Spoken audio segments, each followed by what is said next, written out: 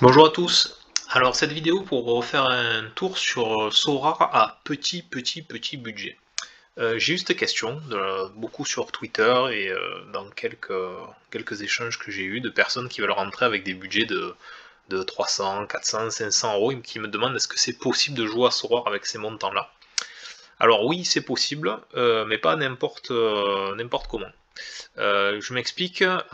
Aujourd'hui, en fait, si vous voulez aller chercher donc le jeu So5 et remporter des victoires, ben, vous allez voir que en fait les coûts sont assez élevés pour pouvoir rentrer, pour pouvoir aller chercher des bonnes récompenses. Alors, il est possible, comme il y a beaucoup de places payées, il est possible de gagner des petites récompenses et de construire petit à petit. Donc même avec une équipe moyenne, par exemple si je me fais une équipe avec des joueurs de Villarreal, des joueurs de bonnes équipes, hein, mais pas les premiums, et des équipes un peu plus basses, comme de temps en temps mettre des joueurs qui ont moins la cote, comme ceux de Saint-Etienne ou quoi, je peux aller chercher des petites récompenses et construire petit à petit, avec un budget de 500 euros, des récompenses qui vont être revendues, 20, 30 euros, etc. Et ensuite améliorer mon effectif. Ça, c'est une première façon de faire, effectivement.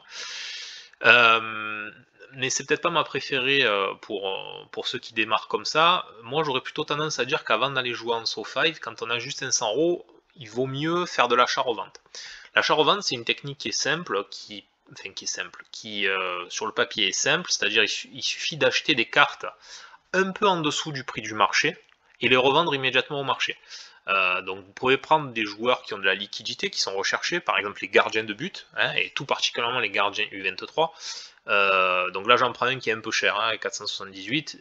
Néanmoins, c'est des valeurs assez sûres à la revente parce que elles sont très recherchées, quoi. Les goals déjà c'est recherché sur Sora, mais les U23 en plus c'est encore plus galère les titulaires à les trouver.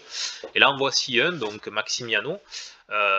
Quand vous allez dans Sword Attack, vous regardez les enchères, vous voyez à combien il est parti ces derniers temps. Donc là, si je me positionne à 0,100, si j'arrive à en avoir un à 0,100, je serai moins cher que tout ce qui a été fait aux enchères récemment. Voilà. Et sur le marché, il se vend 0,109 dans le meilleur des cas. Donc c'est possible d'en toucher un à ce prix-là. Là. D'ailleurs, eux, ils l'ont eu, 0,100, 0,98, pour après le revendre directement aux enchères. Faut pas attendre. Quand on fait de l'achat-revente, c'est direct, tac tac. Vous faites 0,100, 0,105, et si vous grattez ça, ben, vous avez gagné peut-être 35, 40 euros. Si ça, vous arrivez à en faire un ou deux par jour de deal, ben, très vite, votre investissement, il peut monter. Alors, faut faire gaffe quand même, hein, parce que là, si jamais c'était 500 euros, c'est risqué de jouer tout sur Maximiano, parce que si vous êtes manqué et que vous devez le revendre un peu à perte, ben, du coup, l'investissement, ils font. Mais il n'y a pas de technique infaillible. Voilà. Maximiano, c'est une chose, mais vous pouvez aussi miser sur des joueurs qui ont la cote, qui se revendent assez bien, en prenant des titulaires, par exemple, d'équipe. Donc on va prendre par exemple mon scout en player finder, si je joue pas sur les gardiens. Hein. On va prendre des Champions Europe, parce que c'est ceux qui ont la meilleure liquidité versus les Asiatiques et la MLS et même les Challengers. Voilà, vous pouvez régler en fonction du budget de ce que vous voulez mettre sur une carte. Et par exemple, je vais prendre un truc qui est pas mal recherché après les gardiens, donc les attaquants. Donc là, je vois les gens qui passent dans ces budgets-là. Voilà. Donc par exemple, Nabil Fekir, ça a à la fois une bonne réputation, c'est pas un premium comme un Mbappé ou quoi, mais ça se revendra facilement. Il score bien, vous voyez là le L40 il est bon, le L15 aussi, il a une bonne réputation, bon voilà, ça se vend bien. Coman aussi se vendrait bien, mais lui c'est plus un joueur par contre que vous êtes, il y a un fort risque de blessure, il est souvent blessé Coman, donc j'irai peut-être pas sur Coman. Voilà, mais par exemple un Fekir, si je dois le mettre en achat-revente, j'ai regardé à combien ça part en auction. Donc 0,50, 0,58, vous voyez ça c'est des bons achats en achat-revente. Si vous arrivez à les faire, parce que c'est pas fini, hein, il reste 31 heures et 0,4. Mais lui, il est pas trop mal. C'est dur d'aller enchérir par-dessus d'ailleurs, hein, parce que 0,63 ça nous mettra plus haut que le reste du marché. Vous voyez là, vous pouvez le regarder comme ça le marché, hein, mais vous pouvez aussi le regarder avec le price graph en limited. Vous vous mettez en euros, parce que si vous restez en Ether, vous allez être biaisé par la valeur de l'Ether. L'Ether il fluctue beaucoup, et ça vous donnera pas un graphe qui est très, très parlant. Voilà. Donc là, la courbe de Fekir, elle remonte un petit peu ces derniers temps. Mais si vous arrivez à attraper Fekir autour de, voilà, de 200, ouais, dans cette zone-là, je pense que ça se revend. Voilà. 200, après vous allez pouvoir le revendre plus. Donc faut arriver, hein, c'est pas tout cuit dans le bec. On voit que là les auctions elles sont pas à ce prix-là. Mais peut-être que s'il y en a une qui sort à ce prix-là et que vous vous positionnez dessus, ben vous allez l'avoir. Vous allez peut-être vous positionner 10 fois sur un Fekir aux enchères, surtout dans ceux de la nuit à 2-3 heures du matin. Vous allez positionner 10 fois, 9 fois ça va pas passer, mais peut-être qu'à la 10e ça marchera et là vous aurez votre Fekir pas cher. Hop, vous l'attrapez à 200, vous le remettez à 220, 230, 240, peu importe. Faut que vous soyez le plus bas du marché. Hein. Faut pas essayer de faire des profits de fou hein, sur l'achat-revente, c'est de la liquidité, c'est-à-dire vous rentrez de la liquidité, vous ressortez de la liquidité. Il faut toujours que vous ayez un maximum de liquidité, donc votre intérêt c'est de l'acheter, de le revendre immédiatement. Pourquoi? Parce que de le revendre très rapide, ça vous permet de refaire le coup sur un autre joueur, déjà, et ensuite surtout, vous êtes dans la réalité du marché à l'instant T, parce que vous savez qu'à 200 € il est pas cher maintenant, mais vous savez pas ce qui va se passer demain. C'est-à-dire demain, tant il prend une blessure, tant il y a un afflux de cartes mises aux enchères, enfin bref, vous savez pas de quoi demain est fait, donc vaut mieux un 10% encaissé rapidement sur de l'achat-revente que de chercher à faire des 15, des 20, etc. 5-10% immédiat, c'est parfait en achat-revente.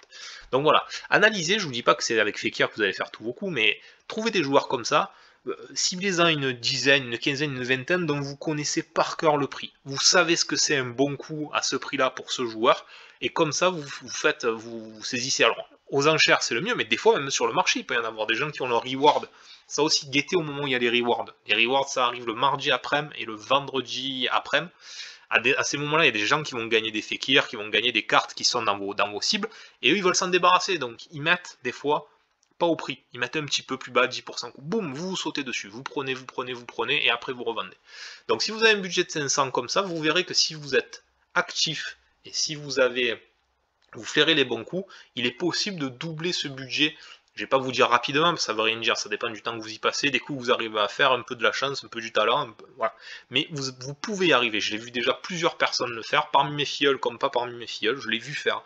Donc voilà, essayez de trouver des bons joueurs comme ça, achetez pas trop cher et revendez après. Et là, quand vous allez arriver à passer d'un budget qui va être de 500 € à peut-être 1000, 1500 € sans avoir injecté d'argent, là vous allez pouvoir construire un SoFive sympa, vous allez pouvoir aller acheter des petits combos, voilà, des petits combos de cartes par exemple, vous pouvez faire par exemple sur ce joueur là, vous voyez ça score bien, moi je veux que du plus de 55 en L40 et en L15, parce que sinon après je considère que c'est trop bas pour aller chercher des rewards. Mais voilà, lui il perd bien avec son goal, là, Rouli aussi qui fait partie des bons goals, ben ça c'est bien, c'est un bon achat. Vous voyez, on prend SoFive. Seulement voilà, pour par exemple monter une équipe du niveau de Villarreal, ben, Potores c'est 130 € et Rulli 350. Donc je suis déjà à 480. Vous voyez pourquoi c'est avec 500 € c'est difficile de faire une équipe Champion Europe. Les gardiens sont assez élevés. Voilà, donc moi je vous conseille de partir, quand vous avez des petits budgets, sur de l'achat-revente, pour faire fructifier votre capital, et ensuite vous mettre au SoFive. Bon, après dans l'intervalle, ça n'interdit pas de jouer au SoFive avec les joueurs que vous avez en transit sur votre achat-revente, si vous êtes arrivé à faire à avoir un goal de défenseur, un milieu attaquant. Mais bon, ça va être compliqué de jouer à ça, et ça va être un peu de la loterie. Voilà. Donc ça c'est ma façon d'approcher les choses en priorité. Après, sinon, si vous êtes patient, vous pouvez ne pas faire d'achat-revente aussi. Vous pouvez très bien, là actuellement, l'Asie termine, et l'Amérique aussi, donc la MLS. Ces deux types de joueurs-là vont être au bas de leur cote. Donc si vous repérez des bons joueurs dans ces cartes-là, et que vous avez la patience d'attendre jusqu'à ce qu'ils reprennent leur championnat en février-mars, vous pouvez très bien vous monter une équipe à coût réduit. Voilà. Si je prends, donc, j'essaie de voir si j'ai toujours mon... tac, tac, bon, on va le faire comme ça, hop, Player Finder. Voilà, si je prends cette fois-ci Ligue Asie, Ligue américaine, voilà, hop, hop, hop. Vous pouvez mettre vos budgets, peu importe. Là, je vais voir tous les très très bons joueurs de ces. Voilà, donc ça c'est des. Ça c'est des goths. Hein. Eux c'est vraiment des mecs très très forts. Kikuchi, c'est un All-Star, c'est la folie. Donc ils sont encore très très très chers. Mais par exemple lui, voilà, ça score 59 en L40 et 66, on est sur des joueurs vraiment très très forts. Et ben 37, c'est pas cher. Si vous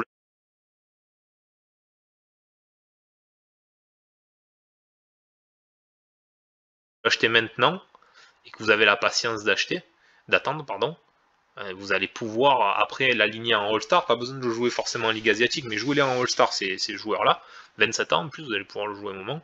Quand il reprendra sa saison, ben voilà, vous pouvez monter une équipe à coût réduit sur des joueurs de ce type-là. On voit qu'en termes d'ailleurs pour aller chercher cette zone-là, des L40 à 60, 57, 68, bon lui il est un peu plus bas, 59, mais voilà, 59, ben, à 27 ans, c'est pas très très cher, 37 $. Voilà, donc il y a des petits extraterrestres comme ça, lui aussi pareil, c'est propre en défense. Vous en attrapez quelques-uns comme ça. Là, vous pouvez avoir un stack Nagoya qui est bon, hein, un défenseur, un milieu, là, 58, 84 €. Voilà, c'est très propre tout ça. Et vous mixez ça avec de la MLS. Il faut essayer de prendre des championnats aussi qui se superposent, c'est-à-dire qui sont leur trêve en même temps. Hein. N'allez pas prendre des Européens mélangés à des Asiatiques, parce que vous allez avoir que la moitié de l'équipe qui joue, à chaque fois c'est pénible. Donc voilà, essayez des zones de superposition de calendrier qui vont bien, mais Asie MLS, je pense que ça fonctionne. C'est pas mon domaine de prédilection, donc contrôlez ce que je dis, vérifiez, mais c'est possible que ça fonctionne bien. Ça aussi, Jack Price, c'est super fiable, vous voyez, super fiable. Et alors, faudrait voir si là on est sur la zone basse ou s'il faut attendre encore un peu pour l'acheter. Là, vous avez le graphe des prix, vous le passez en euros, comme je vous ai montré tout à l'heure. Hop, limited, filtré. Voilà, et là on voit bien l'écrasement de son prix, hein, soit autour des 60 €, alors que c'est un joueur qui, quand il est en pleine saison, c'est 160, vous voyez, le cours. Donc là, vous allez acheter au meilleur moment les cartes de MLS et d'Asie. Donc vous pouvez y aller, vous pouvez vous préparer votre équipe qui sera prête pour février-mars. Mais voilà, il faut être patient. Vous pouvez pas acheter, si vous achetez maintenant, vous allez vous trouver dans le haut des courbes des joueurs, et voilà. Alors aussi, il faut contrôler si Jack Price il est à ce prix-là, pas parce que la MLS finit, mais parce qu'il est devenu nul. Alors ce qui n'est pas son cas, parce que je connais un peu la carte. Vous devez regarder, vérifier si en SoFi il n'y a pas eu une grosse baisse récente. Bon, non, il est toujours dans dans ses stats. Et puis il y a un autre truc qu'il faut voir aussi, c'est que les derniers matchs là de MLS ont tendance à être plus durs que ceux du milieu de saison, parce que là en milieu de saison ils peuvent taper des petites équipes, et sinon plutôt sur la fin ils vont aller vers des confrontations avec des équipes de même niveau, parce que c'est un système de barrage ou je sais plus quoi, des playoffs, enfin bref, donc comme un peu en Asie d'ailleurs. Donc voilà, les fins de performance, faut un peu les monitorer en fonction de la difficulté de l'adversaire, ça joue aussi. Hein. Voilà. Donc, pour résumer, pour moi, petit budget SORAR, si vous voulez jouer en Europe, vous commencez par faire de l'achat-revente. De l'achat-revente pour monter votre budget à une hauteur qui vous permet d'aller chercher des joueurs au moins du niveau Villarreal, etc. Je dis pas que c'est impossible de jouer avec des cartes plus faibles en Europe, mais c'est juste que au moins elles seront fortes vos cartes, au plus vous serez entre guillemets en train de faire du SORAR loto. Voilà, du loto, parce que toute carte, elle peut marquer jusqu'à 100 points. Mais vous, pour gagner, il faudra que vos 5 joueurs que vous avez pris, qui font, si vous n'avez pas acheté cher en Europe et que vous avez acheté au mauvais moment, ils font 45-50 de moyenne, mais il va falloir que ces 5-là, le même jour, ils se mettent à faire un 70. C'est pas impossible, mais vous jouez un peu au loto. Si vous voulez optimiser vos chances, il faut partir avec des budgets plus hauts que 500 €, et si vous les avez pas, eh ben vous pouvez les construire en passant un peu du temps sur le jeu et en faisant des bons coups. Voilà, achat-revente, achat des cartes quand elles sont en bas de courbe comme l'Asie et la MLS le sont en ce moment, là, mois de décembre.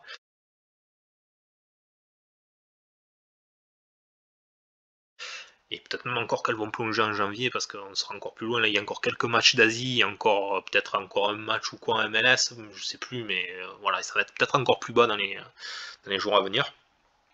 Bon, et puis, ah oui, troisième possibilité, mais bon, celle-là, c'est le talent brut, hein, c'est si vous êtes quelqu'un qui repère bien les joueurs de foot, etc., vous pouvez les acheter jeunes, ou pas jeunes, mais en tout cas avant qu'ils soient connus, et voilà, vous avez fait votre coup, vous l'avez acheté quand la carte elle était pas chère, et vous la revendez, vous la revendez ou vous l'exploitez après. Mais ça, bon, c'est pas donné à tout le monde, hein. Moi, je repère pas des joueurs tous les 4 matins. Voilà, Buraki Ilmaz, avant qu'il explose à Lille, vous l'auriez acheté, ben ouais, c'était un bon coup. Moi, j'aime bien, par exemple, ce joueur, vous voyez, après, je regarde pas... je regarde, alors je sais même pas l'écrire, vous voyez, je l'aime bien, mais Thiago Diallo, voilà. Moi, j'aime bien lui, par exemple. Alors, j'aime bien lui, je dis pas ça parce qu'il est bon maintenant, hein, je dis ça parce que je l'ai acheté moi, mon Thiago Diallo, c'était avant qu'il soit titulaire à Lille, mais j'avais vu un match contre le Paris Saint-Germain, il m'avait impressionné de puissance physique et tout, je me suis dit mais lui, mais ça va être un monstre, et donc je m'étais dit ça, hop, qu'est-ce que j'avais fait? Ben, j'en avais sécurisé un de Diallo, j'avais pris, c'était quand? Ouais, c'était il y a un moment, hein, ouais, voilà, donc il y a 5 mois. Voilà, 24 juin, je l'ai pris. 24 juin. 24 juin, on va voir ce qu'il faisait au 24 juin. Donc voilà, il était dans cette zone-là. Hein, 24 juin, on était là, DNP, DNP, DNP. Là, le fait qu'il joue, c'est parce qu'il y a Botman qui s'est blessé. Et donc, on le met titulaire. Il était remplaçant, en plus des fois il avait des mauvais comportements un peu agressifs et tout, donc il jouait pas. Mais là, quand il joue, il commence à être solide le garçon quand même. Hein, ça va chercher du 57 de L15, 67 même si on prend le L5. Bon voilà, 21 ans, voilà. Botman, Diallo, ils sont bien Lila en défense. Ben ça, vous voyez, ça m'a pas fait gagner des milliers des cents, mais c'est bien joué comme recrutement. C'est bien joué parce que, et à la limite, c'est, comment dire, pour l'instant, il me rapporte pas d'argent, hein. Clairement, j'ai pas je rentre pas en SoFi ou quoi que ce soit, mais c'est bien joué parce que je l'ai acheté à 0,100 à un moment donné où les terres étaient plus bas, quoi. Donc il a dû me revenir 200 euros. Là, il vaut 700 euros. Et ben, si vous arrivez à faire des coups comme ça c'est pas dû à la dynamique du marché, c'est pas dû à l'entrée des joueurs rares ou quoi que ce soit, c'est dû au fait que vous avez repéré un joueur bon avant qu'il soit cher, et qu'après, ben, votre prédiction elle se réalise. Voilà. Seulement, ben, déjà, faut tomber dessus. Hein. Moi, j'ai eu le cul de tomber dessus et d'avoir raison, parce qu'on peut aussi vous tromper sur ça. Hein. Moi, je me trompe des fois sur des joueurs ou quoi. Mais c'est vrai que quand ça arrive, ben, c'est une grosse satisfaction, parce que vous vous dites, là, là, je connais le ballon. Enfin, je connais le ballon. Sur ce joueur, j'ai été bon. Voilà. Et puis ça, c'est voilà. Mais ça, ces coups-là, il faut avoir de la chance et il faut regarder le foot, il faut s'y connaître. Voilà, il faut s'y connaître. Et moi, moi, je connaissais pas Maximiano, par exemple, qui joue à Grenade maintenant. Ben, j'ai un mec qui m'a conseillé d'acheter Maximiano quand il était sur le banc au Sporting. Il m'a dit, lui, c'est un phénomène. Il me dit, il va bouger du Sporting. Sois-en sûr que là où il va atterrir, il sera titulaire. Eh ben, il a bougé du Sporting comme le mec me l'a dit, et il est devenu titulaire. Ben ça, bravo, bravo Zurao, connaît le ballon, c'est mérité, c'était un bon coup de m'avoir encardé sur ça. Ben voilà, des fois de l'information, ça vous permet aussi de faire des belles choses sur Sora, quand c'est pas vous qui trouvez un joueur, si vous avez des contacts qui connaissent bien le ballon, qui peuvent vous conseiller et qu'ils ont raison, ben vous pouvez comme ça faire de la plus-value. Voilà, donc j'espère que ça vous aidera à démarrer sur Sora. Travailler vos joueurs, bosser vos fiches, c'est en ayant de l'information dans ce jeu, que ce soit de l'information sur le prix des cartes en achat-revente ou de l'information sur la qualité des joueurs, que vous pouvez aller grappiller des euros. Bonne journée à tous et à bientôt.